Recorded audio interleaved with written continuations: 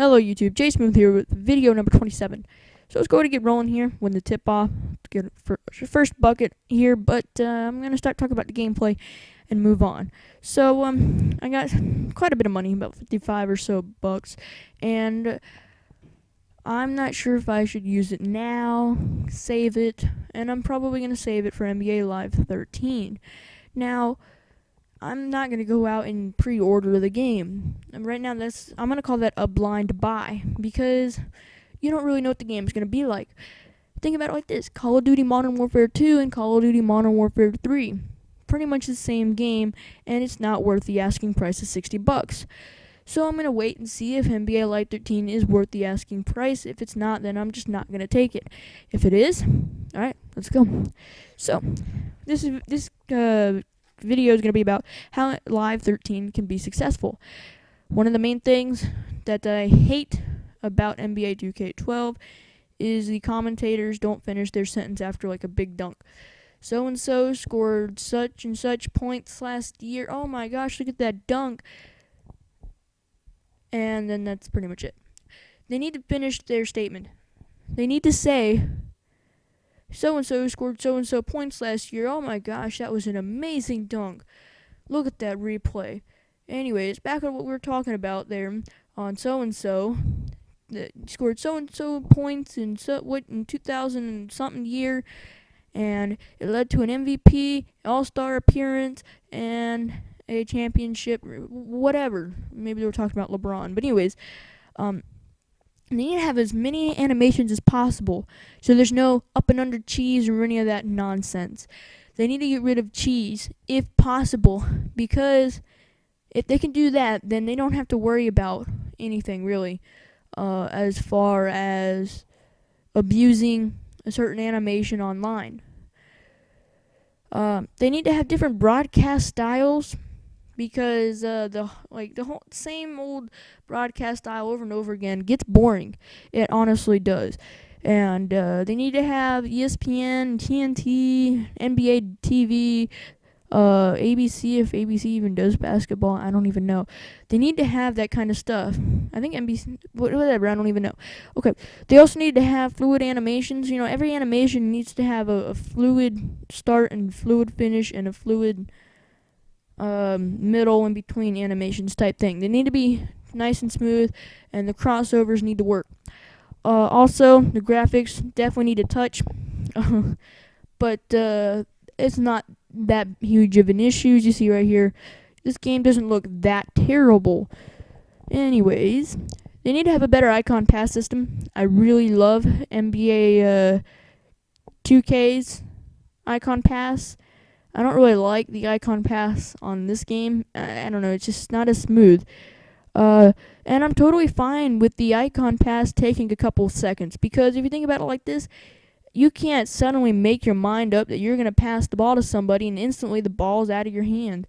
You kind of have to gather, right? So I think they should have the times in between passes based on, where your player is on the dribble. So, your player doesn't stop mid-dribble. That would be kind of ridiculous.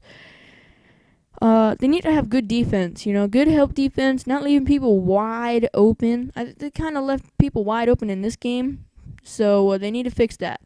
They can't be leaving people wide open for threes or any of that stuff. And they need to have plays that create good shots and plays that actually work. If the plays don't work, then there's no point in running them. They need to have plays that work, plays that teams would actually use. If they don't, well, then it's just a waste. It's just a terrible thing to have plays that don't work. So, plays that make sense, plays that create good shots, so on and so forth. They need to have good refs. They need to have refs that make good foul calls and whatnot. NBA 2K12 did not have good refs. NBA Live 10 did not have good refs. They need to have tons of commentary phrases. They can't just say, and that was a poor defense. Hopefully they can fix that in halftime every time that happened in the first and second quarter. Not that they do that, but I'm just saying. They should say, and that defense right there, they might want to make an adjustment during halftime. They need to have different ways of saying the same thing, so it keeps it fresh. They need to talk about last year stats and occurrences. They need to talk about previous year's stats and occurrences. They need to talk about the current year's stats and occurrences. And they need to talk about injuries and surprises and stuff like that. Surprises being this one player or team just hasn't a breakout year unexpected. They can also, they need to have an NBA 2K12 My Player mode type thing. Not 100% copy, obviously, but they need to have something of that nature. Something that's as deep as that, just slightly deeper though, because NBA 2K13 My Player is going to come at its greatest every year. So, since that's the case, they need to step it up. They really need to step it up on that part of the game. They need to have the computer adjust to the way you're playing the game of basketball. If you're constantly looking for that open three, they need to cut off the passing lanes and get a hand in the face when you're out there on the 3-point line. They need to be ready to defend that shot, and they need to be able to expect you to drive the ball to the rim, and Rondo should not be able to make a three. Also, they need to make it so they can take charges. So, yeah. You see Ice Block here draining a three. I call him Ice Block because he couldn't hit anything the whole game. But anyways, and they need to have an adjust to the way you're playing, and you need to have more options for a creative team. NBA 2K11, NBA 2K12 creative team was a copy and paste. It was terrible. Also, EA Sports controls the Madden series, so this should happen. If it doesn't happen, I'll be very much disappointed. But they should have but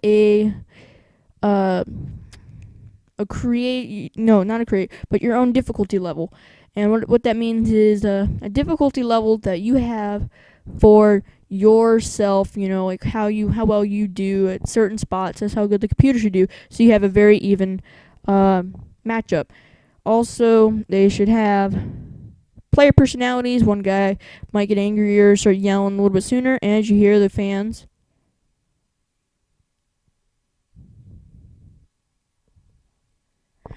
Anyways, they have player personalities and more feedback, that they should, be able to tell you how well you did on a certain part of the game and how well you didn't do in a certain part of the game.